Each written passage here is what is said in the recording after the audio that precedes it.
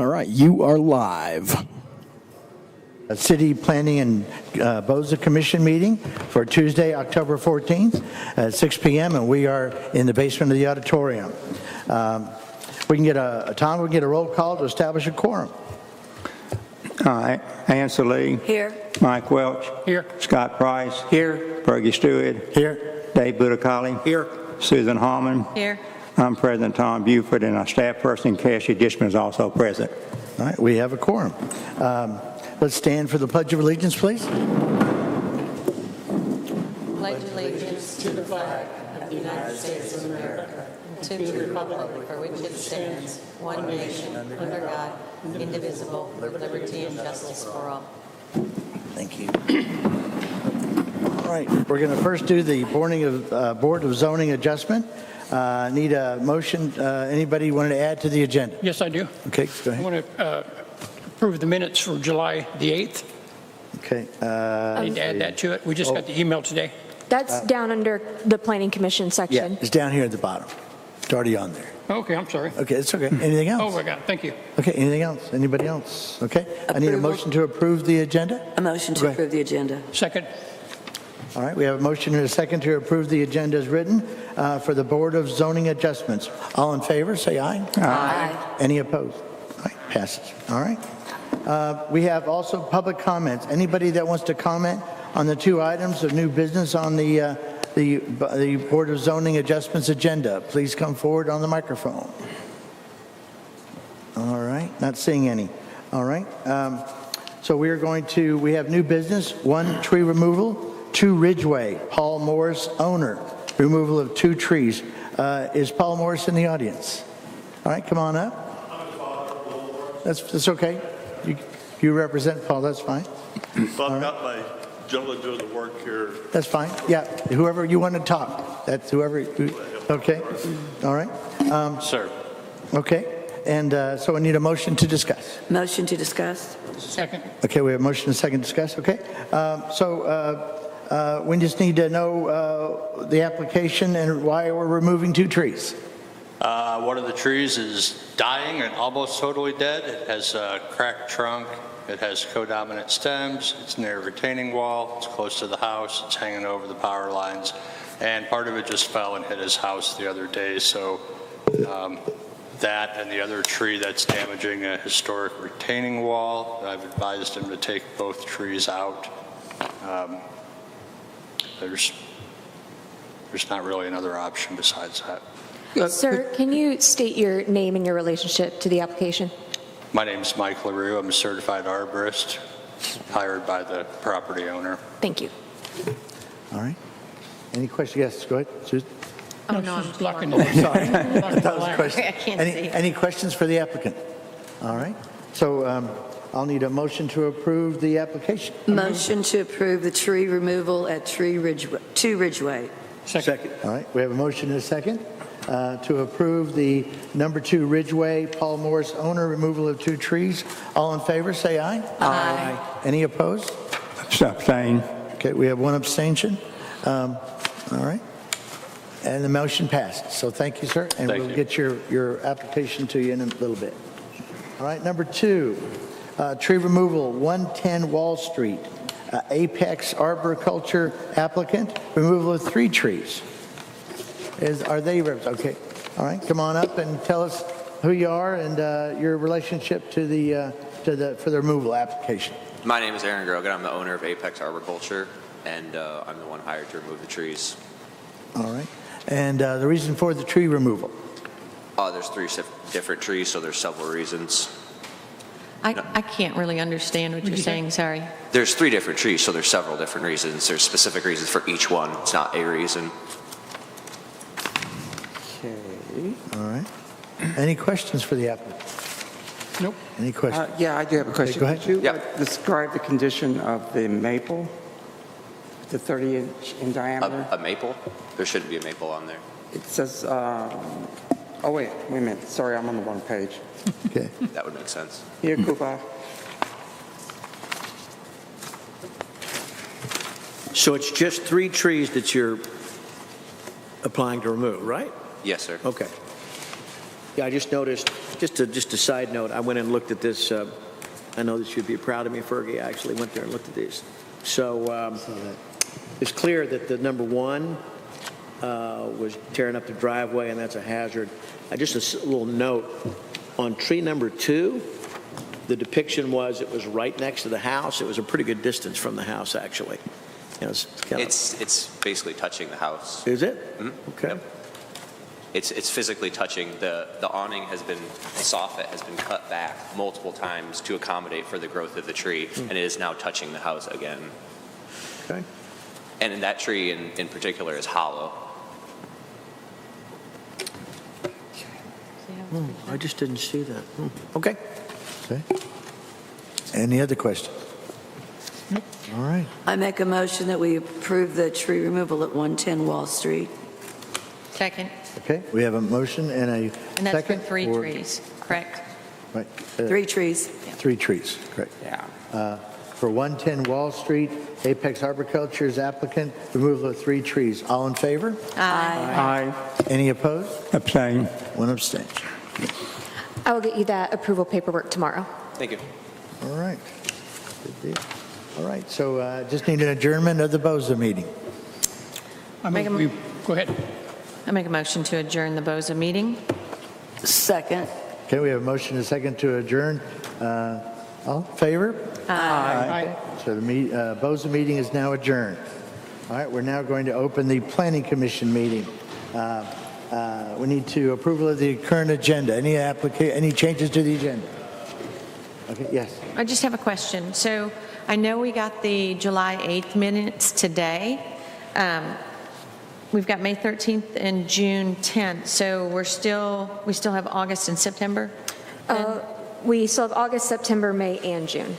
Okay. Is there a reason why we skipped a couple? Not that I'm aware of. Okay, so May, June, August, and September is still outstanding? Yes. But we do have the July one? Correct. Okay. Okay. All right, I just wanted to clarify which ones we had for sure. All right. Any other additions to the agenda? Nope. All right. So I need a motion to approve the current agenda. Motion to approve the agenda. Second. Okay, we have a motion and a second to approve the agenda. All in favor? Aye. All right, any opposed? Okay. All right. Public comments. Anyone that wants to come and give public comment to the Planning Commission, please approach now. I don't see anybody. I couldn't see. Okay. All right. New business, none. Unfinished business. Well, unfinished business, none. New business. Commission business. Vision plan. And this is going to be Ann? Yes, Cassidy asked me to lead this. I'd really like to schedule a workshop on this. Okay. I'm really very proud of Eureka after going through this to see what was accomplished from that vision plan. Yes, there are areas we need to work on. So what I ask you is that before we come to the workshop, if each of you would bring 2 to 3 things, as David said, what can we work on that doesn't cost money? And maybe a wish list that we can sit down. Hopefully we might have some public input. But I'd like to do a workshop on it, just with the Planning Commission. Yep. Couple questions. The first is, do you want me to have it published that we're inviting public input at that workshop, or do we want to wait until the second workshop? That's not. Okay. Well, and then once we kind of work through this, there will be a point, we'll be ready for the public to come. And, I mean, they're welcome to come. And of course, they are welcome to come and watch, or send stuff to me or to you all that they want discussed. But we won't have public participation in that workshop. No. So we're not going to do any public comments during that workshop, correct? No. Okay. Yeah, I think we have a lot of work at just parsing through the existing documents and pulling out what's been done, what could be done, and then what will probably never be done. Because things have changed. And you all have this, was done in 21. Does everybody have this update on the proposed design policies of the vision plan? Yep. Okay. Everybody got that? Okay, good, Okay. good, yeah. That's a really good document. My second question real quick, just on scheduling the workshop. Do we want to try and schedule that before the end of October, or do we want to just have that at, say, 5 p.m. before our next meeting in November? I'd just soon have it before the meeting. Okay. Okay? For the One meeting? issue that we need to take into account, actually, the three issues in the workshop, and I agree 1,000%, you're reading my notes here. Set some priorities, make sure that we've all reviewed the March 9th, 2021 update to the 2004 plan. That gives us a running start on some things, at least. And then prepare a budget, since City Council seems to be eagerly awaiting our budget request. Okay. We should prepare a budget, and we need to do it. Okay. So, yes, we need to look at no cost, low cost, and costly other cost items for sure. But, yeah, we need to, every other commission is asking for money to execute their requirements. That's true. This ain't free. And Cassie is obviously at her limit. Just preparing for meetings I agree. is administrative nightmare, right? So, yeah, we need to prepare a budget. Okay. What date is our next meeting? Thursday, November 13th. We moved it from the normal Tuesday because it's Veterans Day. Okay, November 13th? Yes. Okay, Thursday. I have All right, another- so 5 o'clock? I Okay. have another statement Yes. regarding it. Since Ann's kind of chairing this thing, I'd like to nominate David Butticelli to co-chair it in her absence. All in favor? Well, it's not, it's not a separate committee. It's still just, so we'll keep our normal. Yeah, Okay. yeah, we don't need to, yeah. Okay. Say, but thank you for Well, thinking of it. I saw his comments and posts, on the last workshop, and he Yeah. articulated some good stuff besides Ann's stuff, so. Yeah, well, I agree, David is awesome. Well, I can also get out of control, so don't go with what you wish for. So. Okay.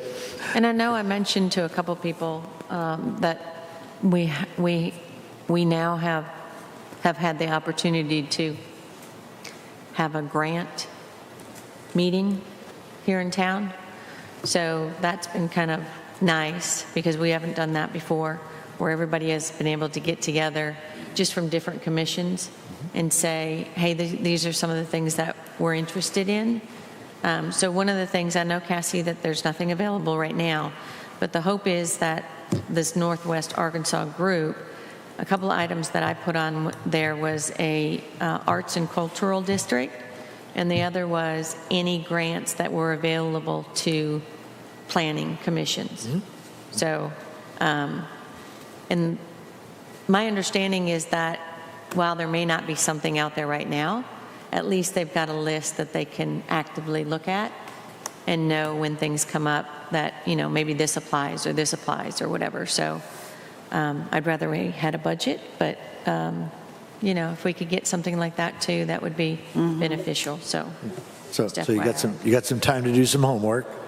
And so let's make sure that if you have any questions before the workshop, just call me or Cassie, and we'll see what we can do to get you the information you need. Okay? Thank you. All right. Next item, fence ordinance. Paul, come on up, Paul. And Paul, I think I just copied and pasted your name, so. Yeah, that's fine. Good evening. Hi. all right. So Cassie did a good job of putting this together, and we talked about this last month, but Cassie wasn't here. So I don't know if you had time to read this ordinance. And I think what Cassie would like for you to do is, if you want to study it or if you want to vote on it or whatever you want to do on it tonight. Yes, you can definitely vote to approve this and move it on to City Council tonight if you are comfortable with it. However, if you want to have discussion or comments or have me go back and edit, revise, that is totally acceptable. That's why we're here. So. Okay. So my opinion is I've gone through this quite literally, and I like it. And I think that submitting it to the City Council is going to give us an idea where they are. But I like how it is, and it does cover everything I was concerned about. And I went through, looked at some notes that we had discussions over the fence, and they're all in here as far as I could tell, unless someone wants to contradict me, but I think they're here. Just one more note I'll make is I did, in addition to having Paul read through it, it has been by the mayor and Heather Owens, the city attorney, acting city attorney, so it has their approval as bringing it before you all. I have a statement to read. Sure, go ahead. Okay, mine is in opposition to the proposed regulation of fencing requirements on private property within the city limits of Eureka Springs. This is just a brief statement, a couple of minutes. I have concerns about property rights. Regulating fencing on private property encroaches upon the rights of the homeowners to make decisions about their own land. Fences serve various purposes, including privacy, security, and aesthetic preferences. Imposing uniform requirements could restrict homeowners' abilities to address their individual needs and preferences, undermining the principle of property autonomy. The impact on our community's diversity. One of the strengths of our city is the diversity of its neighborhoods and homes. Mandating specific fencing standards may lead to a loss of character and the uniqueness that distinguishes different areas of Eureka Springs. Property owners often select fencing materials and styles that reflect both their personal taste and the architectural style of their homes, contributing to the overall vibrancy of our community. It has a financial burden on homeowners potentially. New fencing regulations may require homeowners to replace or modify existing fences to comply with these updated standards. This could result in significant and often unnecessary expenses for families and individuals. For many, these costs could be especially burdensome considering the challenging economic times we're at today. I question the necessity for this and the effectiveness. There has been limited evidence presented to justify the need for this comprehensive fencing regulations other than our idea that needs to be done. Okay. Issues such as safety and neighborhood disputes related to fencing are typically rare and can often be resolved through existing mediation or code enforcement processes that are already enacted. Broad regulation may be an excessive responsive to isolated incidents. Enforcing new fencing requirements would likely necessitate additional city resources, including inspections and administrative oversight. This could increase bureaucratic complexity and divert funds from more pressing community needs, such as public safety and infrastructure. In conclusion, in light of these concerns, I respectfully request that this body reconsider the proposal to regulate fencing requirements on private property within our city limits. Thank you. Thank you, Michael. Anybody? Okay, yes, go ahead. I just have one question, and it's in regards to, and maybe I'm just not reading it correctly, it's under G, garden and pet fencing. So in the, where is it? There's certain things that you can't have in certain areas, right? And so in the front yard, there's, these guidelines. You can't do this type of fencing. When you go to garden and pet fencing, it says agricultural fencing may enclose gardens or pet areas up to 1,000 square feet, which is a pretty good area. So does that mean that they can have that in the front yard, since it doesn't specifically say they can't, and they can only do it in the back, because that type of fencing would be allowed in the backyard? It doesn't really say, if I were to read it and I wanted to argue about it, I'd say, well, it doesn't say I can't have it in the front yard. That's the side I would err on as well, that since we're not saying it's prohibited in the front yard, it would be allowed in the front yard. Okay, I just wanted to clarify that that's what it's saying, because it is 1,000 square feet, which is a pretty good, that's a pretty big area. So I was just wondering if that's really what that meant, was that you could put it anywhere in your yard because you're within that 1,000 square feet and it's for a pet. Yeah, that's what I would take that as. But this also this is outside the historic district, is their jurisdiction. I know, but I'm just, okay. Because we have so many things that we're saying that are only allowed in the backyard as far as types of fencing, I was just asking about that specifically. What is that noise? I don't know. Yeah. I'd like to comment on that, Susan, because you can drive up East Mountain and you'll see expansive residential areas in the front yard where they do have fencing, like people have their gardens. There. Well, they have a section in here about gardens, that it's temporary and whatever, and I get that. But I was just asking about pet fencing, because typically that would be... Like a dog run. Yeah, it'd be permanent. I mean, because their animals are usually around for quite some time, so... That would just be, 50 by 20, wouldn't it? I mean, 1,000 square feet. I don't know, it says that. Yeah. I mean, That would, It still is like our house, the top level, is around 900 square feet. So it's a house. I mean, it's a house. I would say, though, that it can't be used as perimeter fencing. So if your yard isn't big enough to accommodate 1,000 square feet, you're trying to get beyond that justification, I would say you're wrong. I don't have a big issue. I just wanted to clarify that that's really what it meant. And I just copied that directly from the HDC guidelines. Okay. So in consideration of Mike's comments, the only time this ordinance would apply is new construction extension or for replacing 50% or more of the linear video fence, right? And look, Mike, nobody that you will ever meet is more of a property rights proponent than me. And I'm very sensitive to that, and I'm listening to your objection, for sure.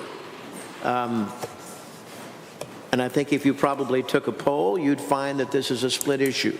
Some people feel that could be a valuable component to protecting long-term values in the community. Other people says, whoa, this is way too intrusive. And in this particular case, I'm just going to weight it a little bit to the fencing ordinance. And here's the reason why, is that it wouldn't take very long for this situation to get out of control before it's an eyesore. And one of the things, if we're trying to do, is protect the integrity, the visual integrity of this city. And this is just the first of many things, I think, that have to do with part of our no-cost and low-cost strategy to make sure that the city is well presented, it's clean, and it's not have to be just cookie-cutter uniform, right? That's not really the point. But I just think it just has to be the visual integrity just has to be protected. I don't want to enforce anybody to have to put a fence up, right? But if they do, I think that you'll find that at least half the folks will be glad that there is some kind, of regulation about it, and they'll see the value in it. And there'll be others that do not. So this is a bit of a balancing act for me. I'm about 50%, about 49% where Mike is, and I'm about 51% just kind of visual integrity of the community, because I think it could get out of hand. And we've got a lot of older fences in certain neighborhoods that may need to be repaired or replaced soon, and when they do, I just think it needs to be perhaps we're not asking them to put a fence up, but to a certain standard. So for me, it's a balancing act. I just lean a little bit more towards protecting integrity here. That doesn't mean I'm right. It's just where I'm coming down. But I'm totally respectful of your consideration. Can I respond? Sure. Go ahead. Can I respond? Mike. Yeah, sure. If we were Bentonville or, I don't know, some resort community somewhere, and we were really concerned about the aesthetic and tourism for the entire city, shopping outside of areas, that was a real urban upscale thing on a big city, I could see having these restrictions and regulations.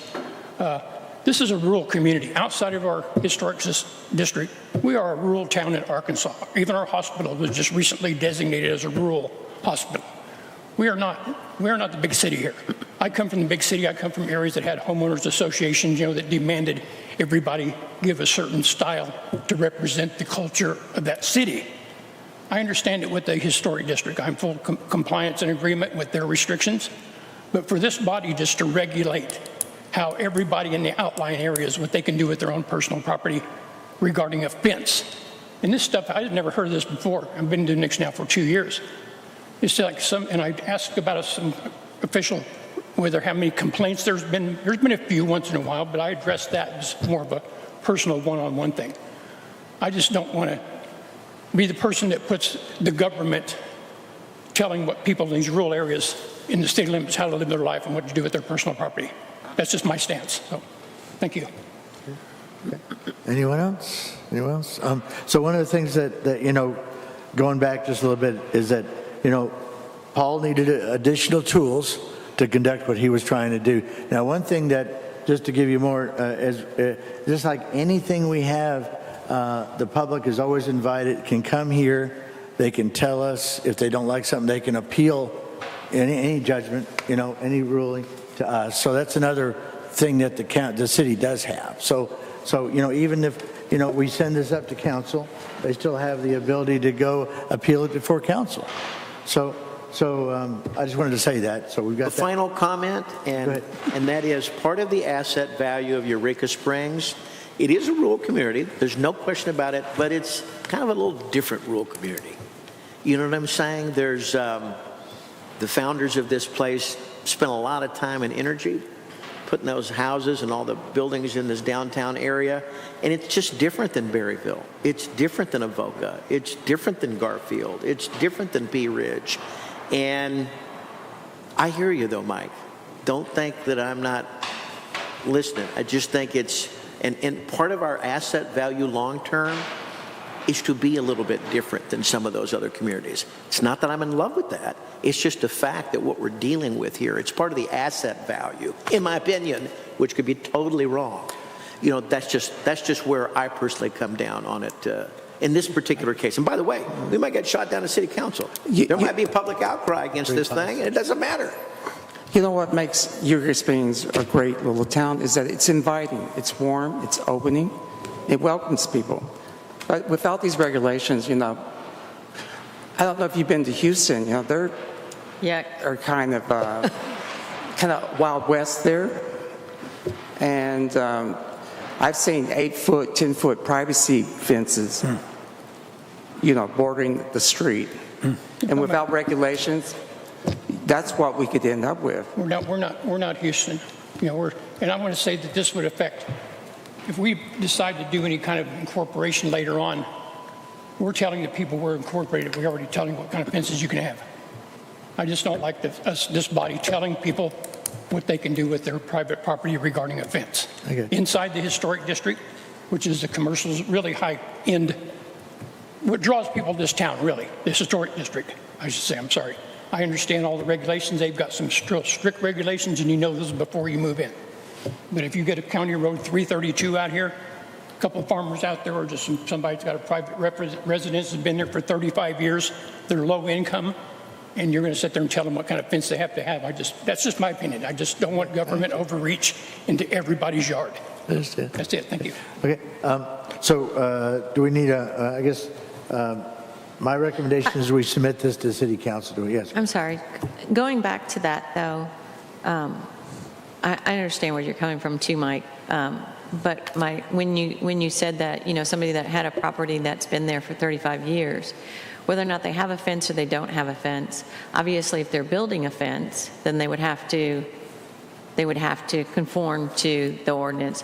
But on an existing fence that's been there, I mean, as long as they're repairing it, it stays, correct? So, okay, that's what I thought. So we wouldn't be forcing them to put a fence up. We would just be saying that you have to maintain it. So if there's a section that's busted, I had to fix my fence here this year. We had several posts that were, you know, they were rotted. And it really wasn't too expensive, but it's a matter of just maintaining it. So we wouldn't force them to, just to clarify, we wouldn't force somebody to take it down and build a new one and have that huge expense. And I guess if they wanted to take it down completely, they could without any, so, you know. I understand your point. If somebody out there wants to put a fence up on their property and it's outside the city limits on a county road, I don't think we should be able to tell them what kind of fence they can put up. Well, if it's outside the city limits on a county road, we can't tell them regardless. Yeah, absolutely. Yeah. Anyway, that's my stand on it. So thank you for your comments. I appreciate y'all's So, input. so I guess, does the commission want to submit, I guess we ought to, I don't know. Can I make a motion that we submit it? Yeah, so, yeah, please. I'd like to make a motion that we submit this to the City Council. Okay, do we have a second? Second. Okay, we have a motion and a second to submit the fence ordinance draft, which I guess this doesn't have an ordinance number, to the City Council. All in favor? Aye. Any opposed? Nay. Okay, we have one opposition, okay? All right, so it passes. So Cassie, if you'd do the honors, get that over to the city council. All right, next we have metal building ordinance. And again, Paul. So this is the same thing as a fence. Cassie did a good job of writing this out. Pretty much, right now, I don't think we have any type of metal building allowed in the city, even though we have metal buildings allowed. This will allow, however, the front would be, the facade can't be ribbed or corrugated. What else, Cassie? We're allowing 2 zones where they're permitted by right, with them being permitted by right in industrial and in agricultural, permitted by right for specific uses and only requiring the facade on buildings visible from the public street or right-of-way. And same as the fence one, this has also been viewed by both the mayor and the attorney and has been given their approval to place before you all. Yeah, David, anything? I'm sorry, do we see an ordinance here? Yeah, it's right after Right, that. Oh, right after, okay. Right. Yeah. the other one.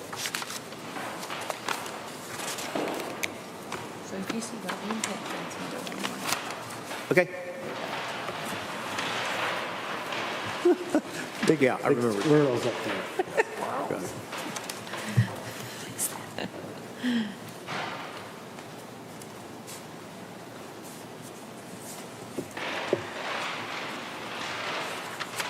Yeah, we've been through this. Okay. Yeah. Okay. You just need a motion, and we'll, same as last time, just motion? I make a motion that we approve the metal buildings ordinance. Second? Okay, we have a motion and a second to submit the metal building ordinance to the city council? I Yes. just have a quick question in between. The industrial zone, is that the one little area that's out there by the water treatment? It's that section to the north of town. So what's close to it? She's correct.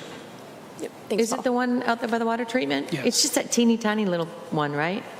It's not very much up there. No, okay, all right, I just want to make sure Okay. that Okay. was the one. So, Okay. ready to vote? Okay. All in favor? Aye. Aye. Any opposed? Okay, all right, there you go. All right, Paul, there's that one. Okay, so this one's going to be submitted as well, correct? Yes. Okay. Okay. All right, next item is weekly rentals. That is still pending in the works. So we just need to put that on the agenda for the next meeting.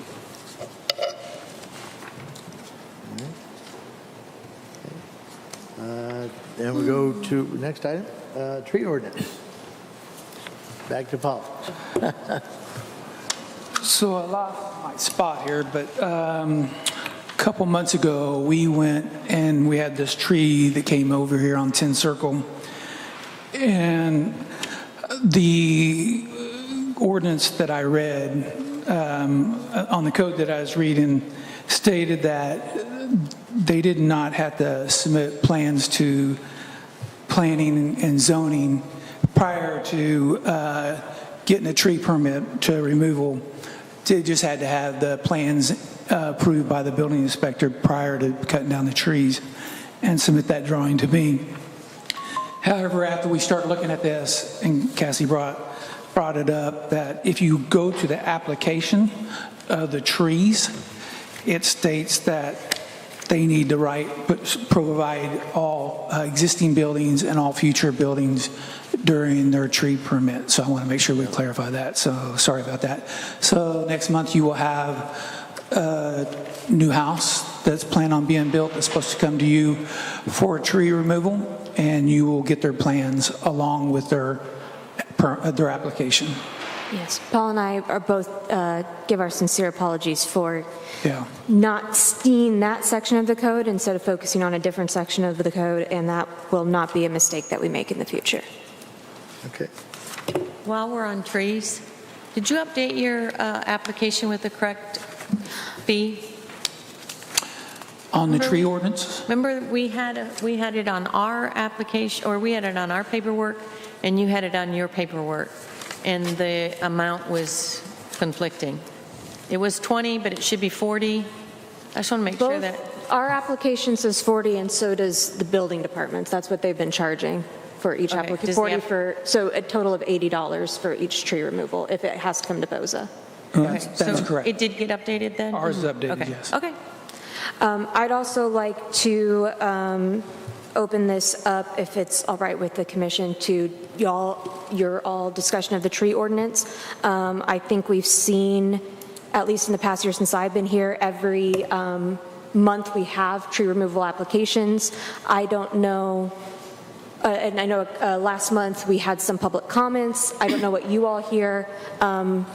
I've spoken with Paul. I get complaints left, right, and sideways for people about the tree ordinance, whether they all conflict, but I just don't know if we all want to if you all want to discuss how you see it working or not, any discussion you all want to have regarding it, because I don't want to take any action without planning's input.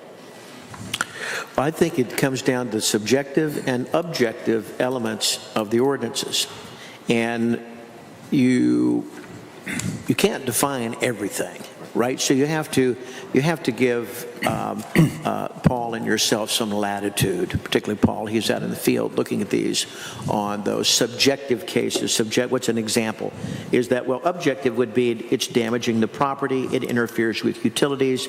Subjective would be it impacts the reasonable economic use of the property. Well, I could probably talk 2 hours on analyzing the reasonable economic impact of a tree on a property, right? So we have to, there's some certain subjective things. All I would recommend here to you folks who are out there dealing with the public all the time, and that is that our bias goes towards really proving these subjective things. Really, it must be very clear there's a bias, and we communicate that to the applicants. So if we've got a tree that's leaning up against a house, or it's tearing up 2 driveways, or it's hanging over the utility poles, and that's an entirely different check. That's what this is for. Check. It's dead as a doornail. Check. Right?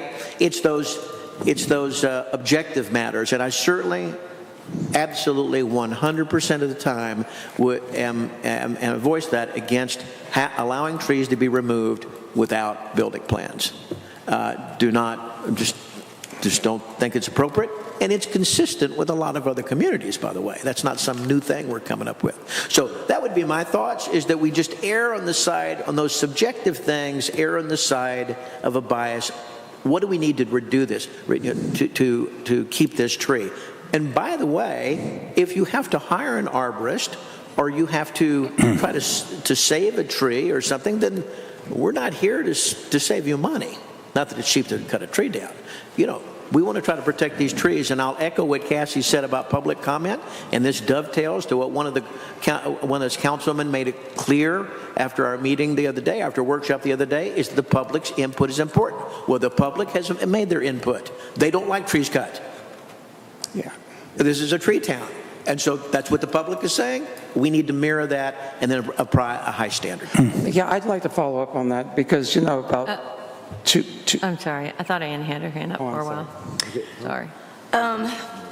So I am totally in support of having a tree ordinance. And Tommy did a great job. My thing is that being a tree city is wonderful, but being a tree city has nothing to do with trees on private property. And all these people that come in for public comment, we're a tree city. You're taking that tree down at 20 Armstrong. That tree is not part of Tree City. And I think it's misleading. I don't think people should have the right to just go cut any tree down they want to. There is a process. But I think that, I have to honestly tell you, had I known that at the time that we wrote this, I wouldn't have approved it. Because I think we're misleading people. Yes, we're a tree city. What is a tree city? A tree city is trees on public property that we, the Planning Commission, have no jurisdiction over. So I think we have to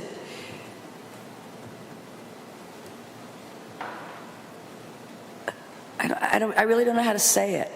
You know, yes, we get blasted because we cut trees down because we're part of Tree City, but I don't think the public quite understands that my trees have nothing to do with being a Tree City, as do yours or yours or yours or yours. But like I said, I don't think people should just be able to come in and cut everything down. With the price of cutting trees today, I can't see anybody taking a tree down that doesn't need to come down. So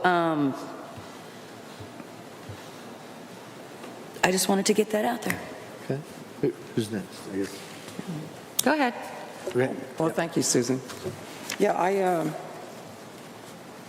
I don't think we're actually enforcing our ordinances. About 2 meetings ago, or 3 meetings ago, there was a clear-cut construction. Someone proposed that they were going to do construction on their lot, and they wanted to just clear-cut the trees.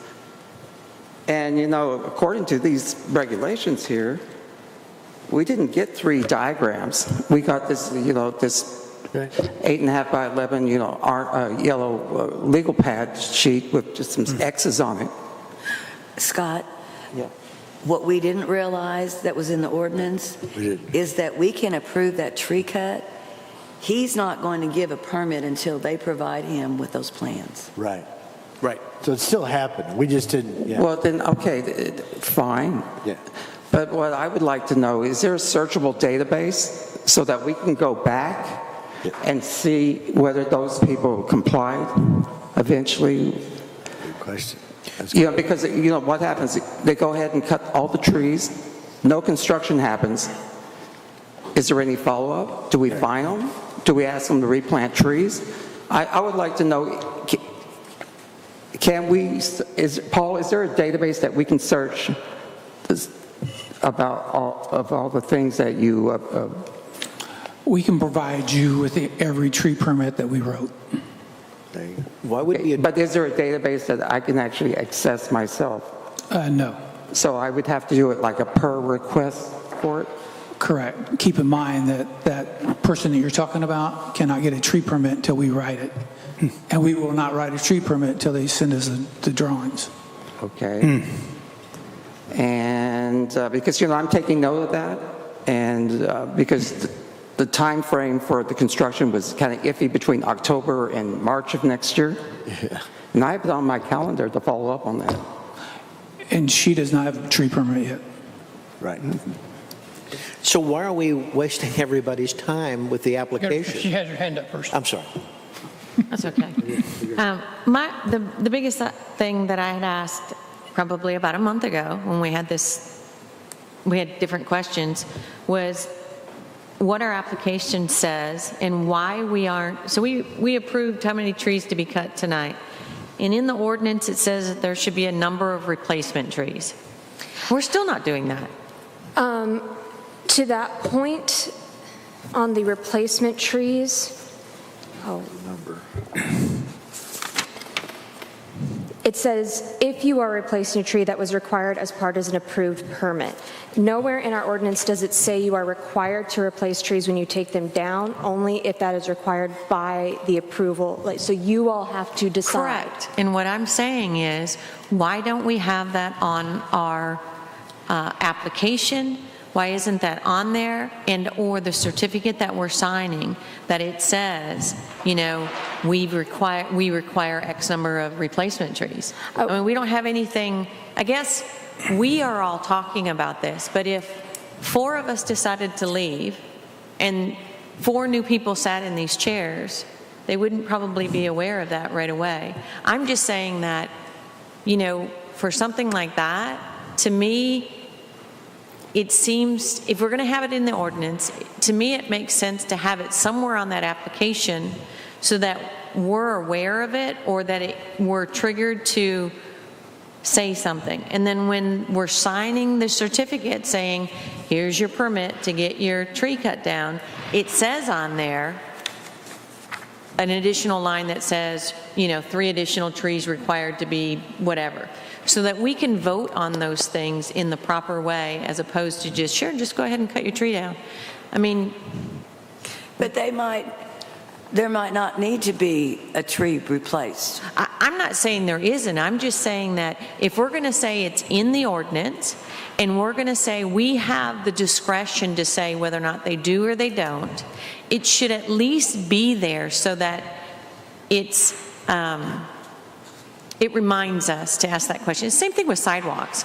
You know, for a long time, we never asked anybody to put a sidewalk in if they were putting new construction up. And all of a sudden, you know, then we realize, oh my gosh, nobody's been asking some of these subdivisions to put these sidewalks in because it wasn't clear on our application. So all I'm saying is that to me, it seems like there should be a way for our applications to be written in a way that it reminds us that these are some of the options that we have when we're giving a permit.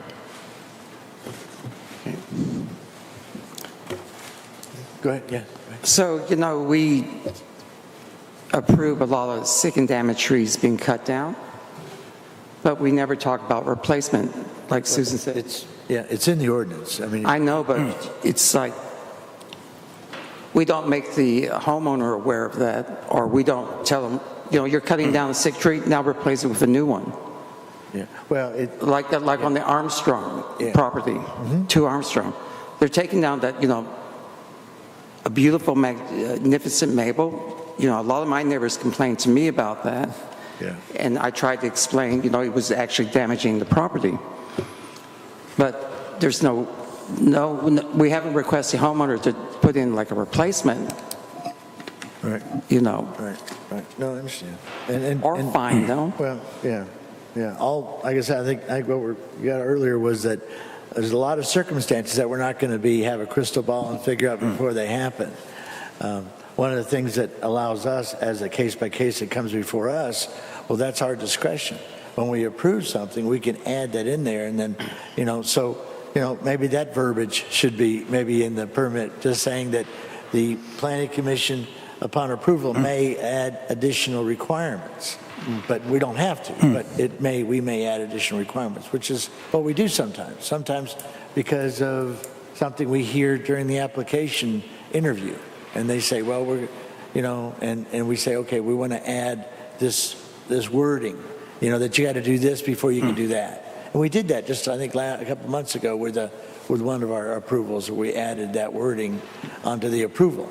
Well, just this evening, you know, we've approved, 5 trees to be cut down? But no replacement. Well, no, I mean, but like I said, the deal on that was more of a, again, that's our discretion. I mean, but it you know, if I don't know, I remember when I first got here, we had a empty lot between 2 houses that had been an empty lot for 10 years. They were going to cut down 3 trees. But during that discussion, to appease the neighbors, because we actually had them replant some trees. But that was, you know, that was kind of like the discussion, and that's part of the thing. I hate to put us a fence around that we've got to always conform to, you know. So it's kind of it's a fence, but it's a little bit. We can sometimes look at it, and sometimes we don't have to look at it. I'm sorry. Go ahead. So my question from a practical sense is, why is it that we're accepting an application on new construction to cut trees if they can't cut the trees until there's a building permit submitted? And just two sessions ago, I remember someone was building, they came in for a new build, right? Forget the street. And on their plan, it clearly showed what trees they were cutting, right? And there might even been a reinstall of a tree. I don't remember. So, but I'm just trying to, and maybe I'm missing something here, and that's quite possible. What is the purpose? What is the benefit to coming in? I'm going to build something down the road, thinking about it, and just hadn't got everything together yet. But I come in for a tree permit. I'm going to cut these 5 trees. That's where I'm building it. I can't cut them until I submit you the building permit. Why am I coming in with the application? Why am I wasting everybody's time? Surely we have other things to do. And it would seem to me that should be right on the plans. I come in with my plans, right? That's where we know the house is going. I need to cut these trees. And it's like crystal clear to the Planning Commission at that point. There isn't a lot of chat about it. It's right there. And seems to me like that would be pretty good. On the tree replacement, that's a really, really slippery slope if you leave discretionary. right? I get it. You could have some place on the application or the approval that, okay, subject to tree replacement, and then we all talk amongst ourselves. Talk about a great way to get yourself in trouble with different people is leave it all our discretion to do that. So my feeling is either if you cut down 10 trees, you need to replace 2, or we set that whole tree replacement thing aside because that is a recipe for a problem. But anyhow, the real issue is why are we filling out an application for something can't do?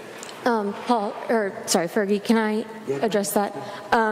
So to address that, that was what Paul was speaking of when he first came up, that was a misreading of the code on our part. It will not happen in the future. In the future, you will get that plan for new construction. Luckily, our code has a backup that the permit cannot be issued until Paul at least sees that plan. And that was the code we were focused on, the part of the code we were focused on. But in the future, we will make sure that for new construction, you all see the plans along with the tree permit. To go with that, part of why some people, including that particular applicant, have come in so early is because for the people who are looking at the necessity of cutting trees, and I have gotten this comment, Paul has gotten this comment, for the people looking at that necessity for whatever reason, what they're hearing is this is a laborious, intense, and difficult and expensive process to go through. So some of their perception is, well, let me get the approval to cut the trees before I even spend money designing my house, because if I don't get approval to cut those trees down, what's the point in going through house plans? They can't. So if you guys had fully denied that application, you did, if City Council had upheld that denial, then she just would not have, she probably would have sold that lot. She just would not have built that house because her thought was, well, I'm never going to get permission to take these trees down. Right. And I'm not saying that's accurate. I'm not saying that's how you all feel. I'm saying that is the perception of some of the public. Tom? In regard to the new tree ordinance, the one we had before, those only got involved if the tree was over 50 years of age, 36 inches in diameter, or they were cutting down more than 10 trees. So as regard to the replacement tree, we had to kind of walk a fine line of trying to go from one extreme to the other. And we left in there the replacement tree up to Boza, because if we made it too strict, we were worried it wouldn't get passed through City Council. So that was probably a balancing act. We can, as it said, we can require replacement trees. But we didn't want to just throw it in their face where, if you cut a tree down, by God, you're going to push one back, because we were afraid it never would get through City Council. So it was kind of a balancing act. Because we went through, it's a pretty extreme from what we had and what we've got now. And before, I could say you had the 3 criteria. Now we do have on that 7.56, whatever it is, it gives you something to go by when you come in either to cut a tree down. And as far as your question, there is a requirement that the building inspector keep a list of all tree applications. So there is a database recorded by the ordinance to do that. It's in there now. So unfortunately then, Cassie and Paul, sounds to me like you need to make a mental note when you see that criteria come in. So if you see that there's the type of trees and the number of trees and the size of tree and the age of tree that is being removed, then that's at least a note, on our approval that this may require tree replacement. Not going to be many of those, right? But restating what Tom said of the ordinance, because sure in the world we miss that somewhere, then we try to apply it to somebody else, it's going to be a problem. Or we miss it, and then the public says, wait a minute, we have this replacement. You see what I'm saying? It seems limited. There's not that many times when that happens. Comment? Go ahead. Michael? Paul? So keep in mind, if you go to 10 Circle, that's what I'm going to bring back up. If you remember going out there and looking at that lot, and you start adding trees there, she had so many trees on that lot anyway that it'd be hard to add trees to that lot. That's the reason why it should be up to you on that interpretation. Another thing too is talking to these tree guys out here, the arborist, they'll tell you that if you start planting 1 inch, 2 inch, 3 inch trees, probably would not last out there. You need to go with smaller trees so they can be better, grow better in what's in the environment there. So. I think it'd still be subjective to the lot, regardless, because correct. Obviously you don't want to plant another be forced to plant another tree, and maybe you've only got 10 foot on your property line, from the house to wherever. It's going to cause the same trouble that probably the tree did that you're cutting down. It's going to mess with the foundation. It's going to mess with a retaining wall or something like that. But it still should be subjective based on a site visit and a review of maybe where that particular building is going to go. Maybe you're cutting 10 trees down and maybe that lot only can accommodate 1 or 2 new ones. But, it's just the fact that we have it in there and we're not doing it.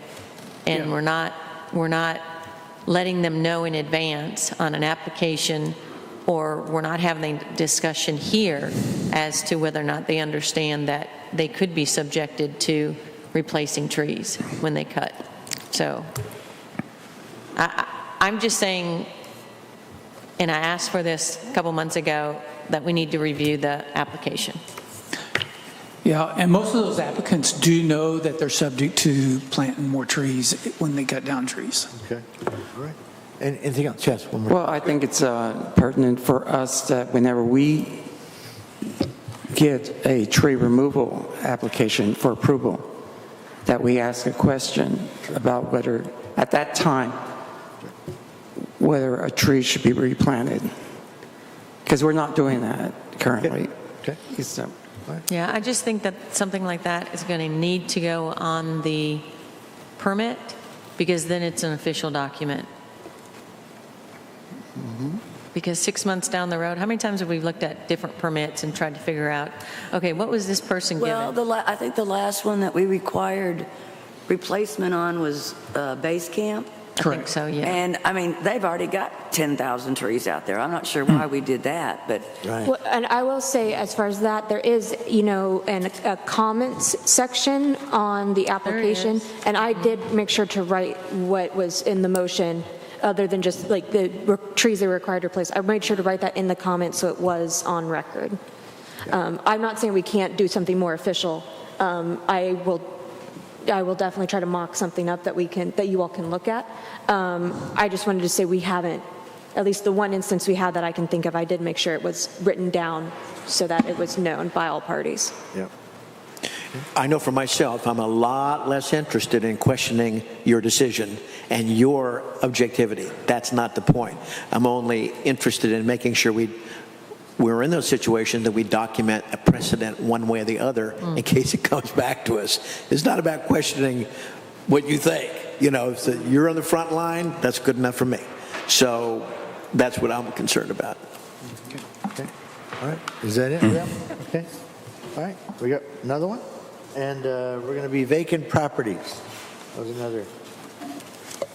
Paul, this is back to you again. You got a lot of activity today. So I know that you guys put on the agenda for vacant properties today, so I was just going to kind of give you a little bit of update. So, this is a pretty much tourist city. We have a lot of homes that are short-term rentals, or rent short-term and rent long-term. We also have homes that are owners, they come and visit just on weekends. So it's hard to tell which house is actually vacant. However, we can find vacant houses that need work to be done on them, or we know that are vacant. However, the people who own commercial businesses and houses are not required to rent them out. They don't have to. They're not. It's not a law that says that they have to rent them out or have to have them occupied. I was just going to kind of give you an update. About 3 years ago, or a couple years ago, there was a report of vacant houses, and my predecessor came up with 21 vacant buildings, mostly residential. In the last year, there have been about 8 to 10 houses that were vacant and that are remodeled or being remodeled right now by owners and contractors that were on that vacant housing list. We've added and we deleted houses from that vacant building list. And from what my report, we came up with about 5 to 6 more vacant houses with considerable numbers of repair needed. All the houses that we've seen are secured right now.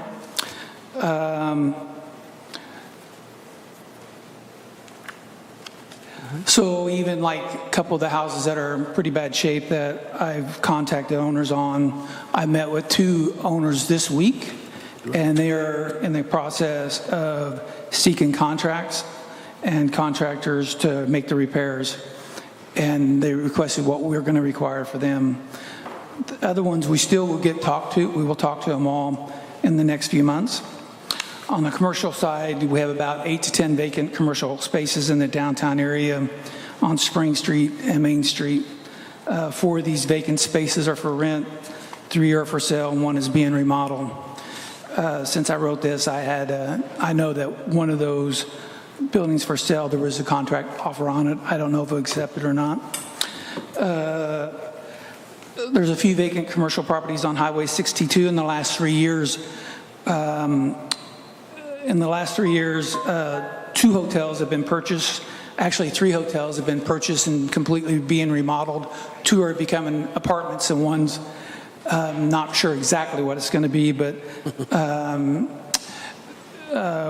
they're still they're trying to talk what they're wanting to convert that hotel to. I think the concerns that you guys were raised were probably because of the fire that was up on Benton Street. But I just want to let you know that the last 5 fires, only 1 was in a vacant building. The fire marshal reported that those fires, most of those fires were started by shorts in wiring, had discarded cigarettes, and 2 are still under investigation.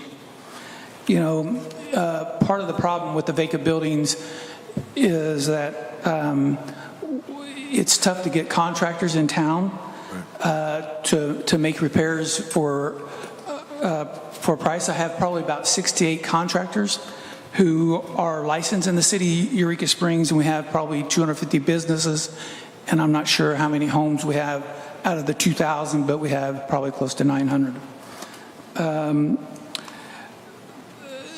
But we need to have more contractors because the fact of it is about everywhere I see where homeowners are fighting for contractors instead of contractors fighting for homeowners to work on. And that's an important role that we got to change because of the fact it raises the cost of the repairs and the price of cost of construction. We work on trying to get more contractors licensed and to hopefully we can have better for the residents of Eureka Springs. Yep. Okay. All right. Thank you, Paul. Good work. Yes. Go Yeah, I have a question for Paul. 53 Spring Street, which is next to the New Orleans Hotel, is it under renovation? Because it's been empty for the last 5 years that I know of. So that is a house that's for sale. That's a building for sale. 5 years empty now? I think it's been longer than 5 years. Okay. I think you're right. So I think I brought up that there's towns here in Arkansas, like Pine Bluff, that has ordinances to register buildings like that have been on market for commercial buildings that, I hate to use the word, but penalize or let them know that we should incentivize them to do something with the building instead of let it sit there and rot. And I don't. I'm sorry, but when I mentioned the arts and cultural districts, if we were to create something like that in areas of Eureka Springs, then you would be able to put that type of, I guess it'd be code within an ordinance to say that if you're in this type of district, then these are the rules that you have. And something like that, whether or not it ever became an issue, could, or you could foresee some, put something in there, maybe because you know that this one has been this way for so long and for sale, you could say, whatever you want to do in your ordinance. But I don't think we have any, that whole area is just part of the historic district. We don't have any particular, we've got areas zoned, commercial and things like that, but I don't think we have specifics like that in any of our code, do we? The code I included as part of your packet is maintenance of real property. That sort of goes into what's required to maintain your property, also how a property can be declared a nuisance property, which is sort of the process that Paul has somewhat been going through to sort of hopefully encourage these property owners to bring their properties into compliance with our code without having to declare them as a nuisance. I provided that for your information. That is, a nuisance property is not necessarily the same as a vacant property. You can have a property you're not maintaining that you definitely live in or somebody lives in.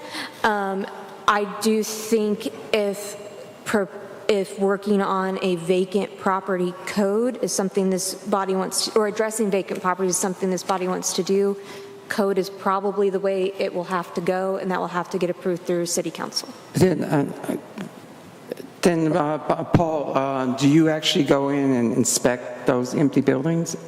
When was the last time you inspected 53 Spring Street, if it's been vacant for over 5 years? Well, the question is I don't really feel like that I should have to go in there and inspect 53 or 55 because of the fact that unless I could tell you some stories, but I'm not going to tell it right here because of the fact that I really didn't want to label addresses here. I was trying to keep that out of the concept. However, keep in mind, in my report here, I did tell you that every commercial property is for sale, and every commercial property is either for sale or for rent. So that means that that property is for sale. And I think that's only been for sale in the last maybe 5 to 6 months, maybe. Paul, I'll follow up on that. But if the building's been vacant for over 5 years, how do you determine if it's a nuisance or a fire hazard, or if it's actually being maintained? That is part of the code that I provided. Yeah, but what about enforcement? That is Paul. That is his job. Yeah. I've been invited to go into there whenever the new owner wants me to go through it to see what we're going to require to bring it up to code. And that's usually whenever we go into a lot of those buildings is to do that. We could actually have the right to go into every one of those buildings, but I don't want to go force it in. I'm trying to get that building sold so we can work that way. I was just going to say, I'd like to see us on this nuisance work on this next year. Because we at one point started on it, if some of you remember, and it just died. So I think there are some things we can change on this. Okay. Sorry, Susan. That's okay. I just have a question about, I get nuisance. They've got garbage sitting outside, they've got a car up on blocks, whatever, the roof is falling in, it's caving in, all of that. Understand the nuisance part of it. What determines a vacant building? Is it based on, obviously you can look at tax rolls, see if they've paid their taxes and all of that. Is that one of the criteria that go into a vacant building, or is it just that you're not able to contact the owner, or would you not even look at it unless it became a nuisance? Probably most likely we're going to be looking at it when it comes to nuisance. So give you a good example. There's some places even on 62 that's been empty for a long time. I mean, do we go through every one of those? We don't know. I mean, the thing of it is I have so much on my plate that we just try to hit those that are probably the nuisance portions of Okay, it. that's what I was wondering. if that's- People don't realize that it takes a lot of time to just get to that. The perfect example is the Queen Anne buildings, right? So there were several years where nothing was in there, but it was perfectly maintained. Correct. The grass was cut and all of that kind of stuff. So that's why I was asking. I get the nuisance part, but, you know. May I just say, as far as I'm aware, there's nothing in our municipal code that defines a vacant building. It's not in there. And that was something, when this was brought up at City Council, the attorney said one of the burdens in making a vacant properties code is vacant property would have to be defined. So didn't we recently have a building that was vacant that burned down? So couldn't we get that's a public safety nuisance.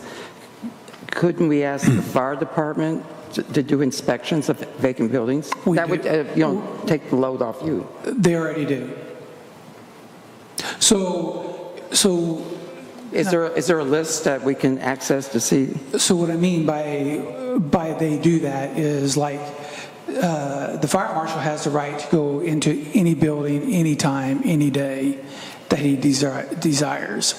I only have the authority to go into any building between 8 and 5, but I also have to have a reason to go in that building too.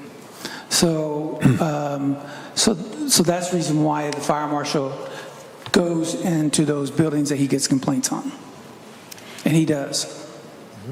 Yeah, I would think a lot of that goes back to property rights too. You know, I mean, you're not policing every single building in Eureka Springs, but you do want to make sure that, they don't have a dead tree that's going to fall on the street, or, they've got a roof that's falling, caving in or something like that. And, or maybe if the neighbors complain, that people are in there that shouldn't be in there, things like that. But, well, I'm sorry. Just a quick question here. Just to clarify, if I'm an out-of-state investor and I bought a building here, and as long as I have it properly maintained on the outside, if I want to sit on that house until I think the market goes up or down, is there something that tells you that I can't just leave it there? I mean, just as long as it's maintained, it's not a nuisance. So what if it's empty? I mean, if it's downtown, I guess we can do something because we don't like the aesthetics of an empty building. But I mean, is there some kind of a there's not line that anything. says, okay, like I say, if I bought this house and I decide I'm going to wait to sell it when the market goes higher, as long as I maintain the property, we force them to do something with it? No.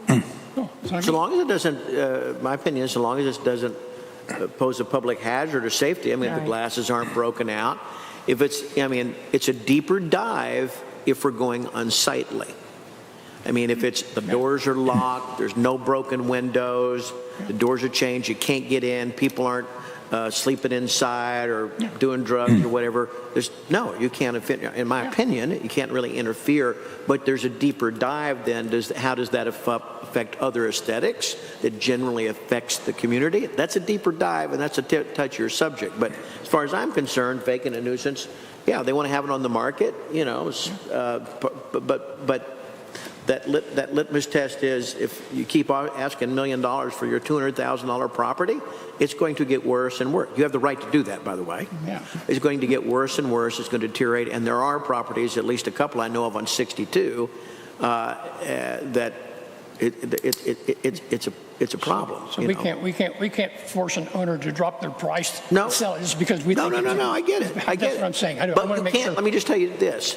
It's not uncommon for an owner to be uncomfortable, to be made uncomfortable by a municipality if they are asking $1 million for their $200,000 property for 5 or 6 years because they don't really care. They should be made uncomfortable to do that. And they can either fix it, rent it, or sell it for $200,000. This is just the way America works. Yeah, I understand. So that's my view. Well, my main concern is, again, sorry to get back to 53 Spring Street, but, if something's been on the market for over 5 years, and maybe they're keeping up the facade on the outside, which is questionable, God only knows what's happening inside the building. I mean, rain could be leaking in, wiring could be deteriorating, rats could be chewing on wires. And, after 5 years, we don't know the condition of that building. That's something that the historical district has mentioned in the vision plan. That might be something we could add to the discussion at the workshop. Yeah, sure. Can I answer, Scott? So 2 things, Scott, to answer your question on that property, and then on another thing you asked about, do we keep records of that? You can get the records from the fire department on every building he inspected. The second thing is, on that personal building, I pretty much know how that building looks inside, mostly because I've had discussions with the person who's wanting to buy it. So even though I haven't walked in it, I know that what he's expecting to spend on it, because of the fact he's kind of told me how good a shape it's in on the inside and what shape it is on the inside. So, well, thank you, but I don't take things on face value, because that to me is just hearsay what the owner is saying. But you haven't actually seen it yourself. No, I talked to the potential buyer. But you haven't seen it? No. In your capacity as building inspector? That's all I wanted. That's correct. Anything else for Paul? Okay. So keep in mind, one thing too is, if the owner don't want me to go inside that building, I can go to the police to get a search warrant, but I better have a good reason to go in there. And that's the reason why I don't go and do a lot of that stuff, unless I have a good cause. Yep, I agree. That's liability. Okay. Anything else? Okay. Thank you. So next item, adult-oriented businesses. Thank you, Paul. Yeah. All right, Cassie. All right, so I have looked at state code, which I believe I provided you the definitions. There's more to state code than the definitions that you're welcome to look at. I was trying to not make the packet huge with giving you an entire section of state code. I have also spoken with the city attorney, and I've included a small section of a document I found written by Jim Von Tugland back in 2011. And so here's sort of my brief synopsis. First of all, that sample code that Susan provided us with a couple months ago largely matches what Arkansas State Code is regarding adult-oriented businesses. So right now we fall under that because we don't have anything more strict on the books. Putting anything more strict on the books, of course, would obviously have to be approved by City Council. In light of that, we do allow adult-oriented businesses in the industrial zone. That's the only zone where they're permitted by right. In speaking with the attorney, sort of where we landed is that with a short-term rental, a bed and breakfast, a tourist lodging, if what they are explicitly selling is lodging, then they are a bed and breakfast. They don't meet the state definition of an adult-oriented business. It does not matter sort of their theme or their advertising hook. What they're selling is lodging, and lodging doesn't fall under adult-oriented business. To that end, I don't know what planning can do in that regard. I would think that anything would really need to be taken up by City Council, and of course you are all welcome to talk to your city councilors or give me questions that I can return to the attorney with, and I'll try to get more answers. The two other things I'll mention then is one, that I just happened to find that document from Mr. Von Tugland that he wrote in 2011, and in that it states that, of course, municipalities may control the location of sexually oriented businesses, but he mentions that these are extremely complicated and should not be enacted without the help of a knowledgeable attorney. I definitely think whether someone on this body or at City Council wants to go down this road, they should find a knowledgeable attorney. I also want to state, as far as terminology, adult-oriented business is what is in state code. That's what I think we should stick with. sexually oriented can be a bit charged and lead to a bit of confusion. And I would not, this is going to be a charged topic anyway. I certainly don't want people to be coming out here and lodging complaints for something we're not talking about. So I think adult-oriented business should be the terminology that should be used. I really agree with that terminology and that verbiage. Yes, go ahead. So I have a question. It can't be defined as like an adult arcade, but what about, when I remember one meeting we had where bed and breakfast, they were offering massage services. Mm-hmm. So what about the services that are within the bed and breakfast? Can we put restrictions on the services? Yeah. But one thing on certified masseuses, there actually is regulations on that. I realize, but there are specifics like adult services that were offered within. Right. From my understanding from the attorney, it really comes down to what is being sold. If they are selling a service that falls under an adult-oriented business, then, and they're not in the industrial zone, then that is illegal de facto, and that is a case for law enforcement in the courts. Right. Okay. Susan? No, go ahead. Oh, I'm sorry. I didn't see you. Okay. So would you ask the city attorney if on our CUP application, if we can have a check for adult-oriented, and then when they have to send out the letter to people within 200 feet, we know to look at that letter and make sure that they have been very honest with the people that live within that 200 feet. Because if they're not honest, they're probably not going to come in here. If they get that letter, they have a right to come in here, send us an email, and say, we do not want this. But they need to tell the truth of what it actually is. So that is my question. I will ask her.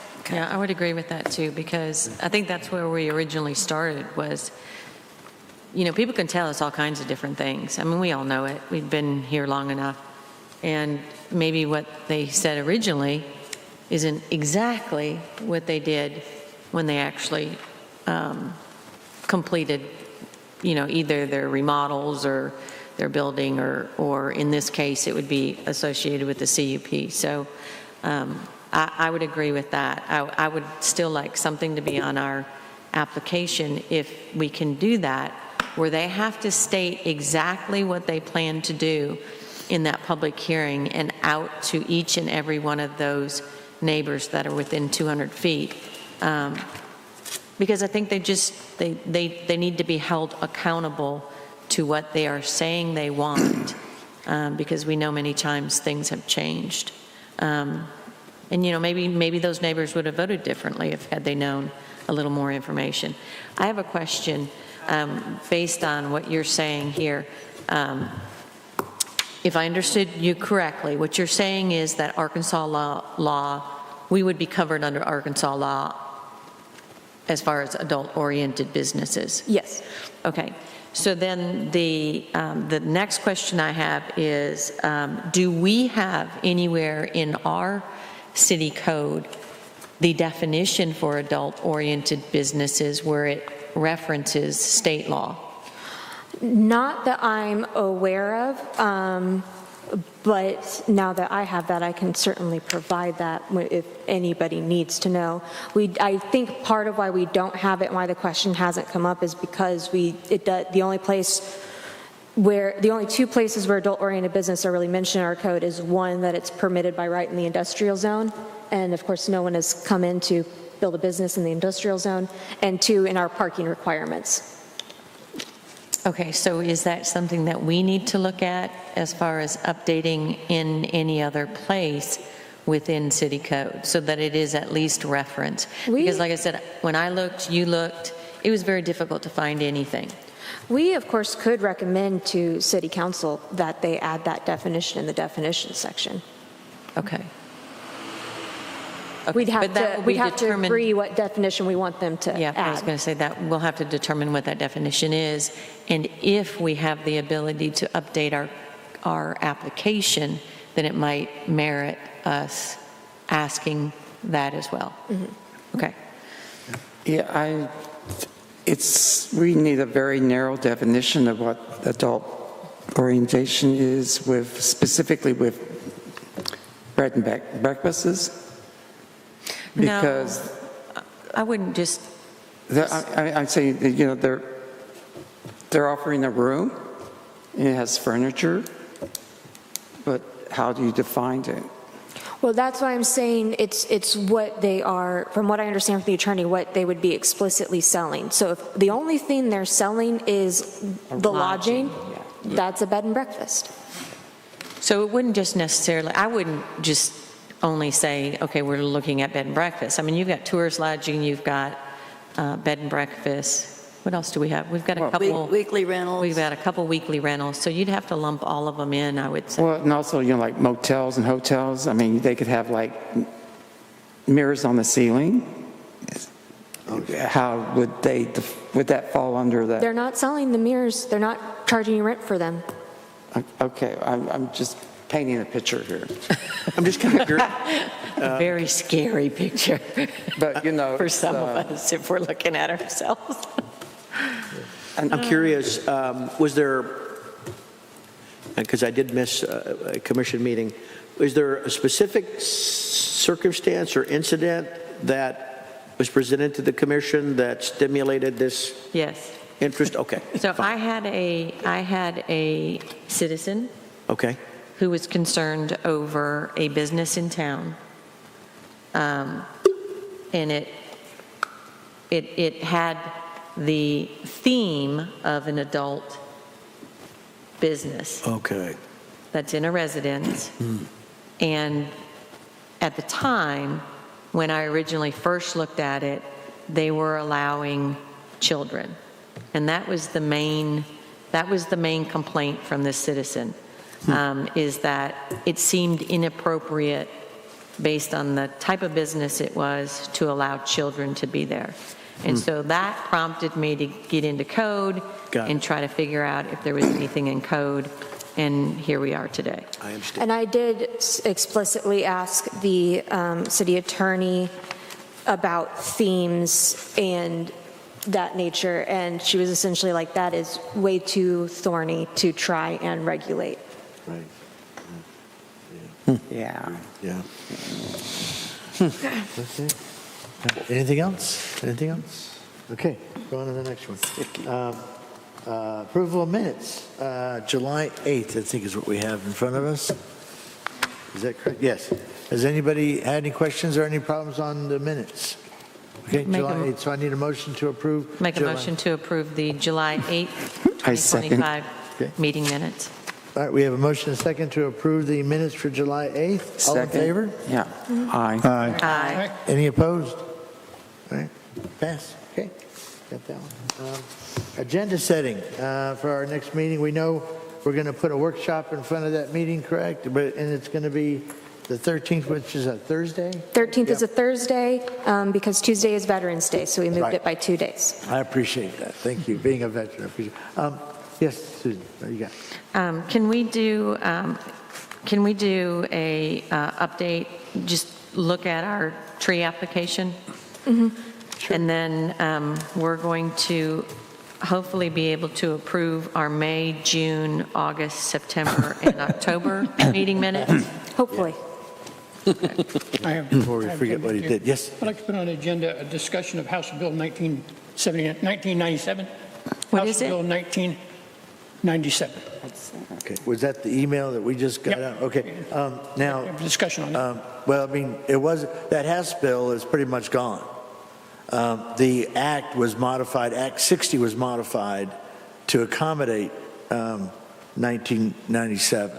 So if you go read that whole article, you'll see that they had basically got, so but I agree, the subject now, which is I can revise allowing. it to discuss Act 60 of the 2023 law. Right, okay, that's That's fine. all. Yeah, Act 60 would be more, okay. There we go. So That's we all. can discuss Act 60 and how it affects our Class A city, Okay. which is not the first time that the state keeps reaching into our Class A cities' Yeah. rights and removing them. So, yeah, I agree, we need to Okay, do just, that. yeah, I'd like to put that on the agenda for discussion. Yeah, okay. Susan? I think- I'm sorry, David. Did you have something, David? Yes, I'd like to add to the agenda, and may require just a quick bit of work there from Paul and Cassie. I'd like to discuss the permitting and any ordinances that relate to outdoor displays, merchandising, and seating in certain zoned areas. What are the permit and licensing requirements for outdoor displays, merchandising, and seating? Okay, all right. Susan? And then can we put the adult-oriented businesses on there based on, Sure. you were asking whether or not the city attorney could give us some guidelines? Yeah, and we can keep the weekly rentals on there too. Okay, all right. Got that. Do we want to separately look at the application? Or do you want to get that? I think we need to get an answer Okay. first. Okay, all right. So we have vision plan. We don't have the fence ordinance anymore. We don't have metal buildings anymore. We've got weekly rental. All right. What are we doing with vacant properties? Yep. Are we going to do anything with vacant property? Do you all want to keep that on next month's agenda or not? No, I mean, I think we've done some, I think I would like that to be on there, because if you can find out, what I was asking about is whether or not it's in our definitions. I don't believe it is. I'm fairly certain vacant is not in our definitions. Because I believe that was also the question that was asked at City Council. Right, that's what I I'm want thinking. to do the nuisance ordinance, but I don't even want to touch it till after the first of the year. Okay, do you want to roll in vacant with that? Or would You you can roll in rather? vacant with that if you want to. Okay, I mean, that's Yeah. fine with me too. I mean, we're only 2 months away from, I know. yeah. yeah, the Okay. end of the year. All right, so anything else? Is that it? Okay. Commissioner comments, start with Ann. Nothing? Okay. Next. I just want to, I had an incident that happened just recently in my neck of the neighborhood.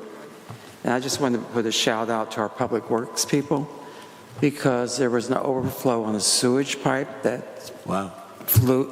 put in several hundreds, maybe even 1,000 gallons or so of raw sewage into Little Lake Eureka. But when they showed up, they were able to close it off within like 2 hours. Excellent. You know, we actually have a really great crew here, and they We work do. hard. Yeah. Even, you know, and I guess, you know, when we look into the vision plan, we could look into our infrastructure a little bit, because it's way Right. overdue and neglected. And I know I listen to the city council meetings, and I know that we have problems with money, you know, for maintaining the infrastructure. But, you know, part of that is the planning for it in the future too, Right. which is part of our duties. All right. Good deal. All right. Michael. Nothing. Nothing. Okay. Tom. No comment. All right. David. I'm fine, thank you, no comment. No, None? Okay. Well, the only thing I've got is you may have known that I did to get myself in trouble and got appointed by the governor to the Arkansas Board of Psychology. So even though I'm probably a little this side of crazy, my wife says, but maybe I can actually, now it's proven that I am. But anyway, so I'm now a lay person on the Arkansas Board of Psychology. So, but it shouldn't affect me here. you're not going to look at us differently, are you? Yeah. Did they pay anything?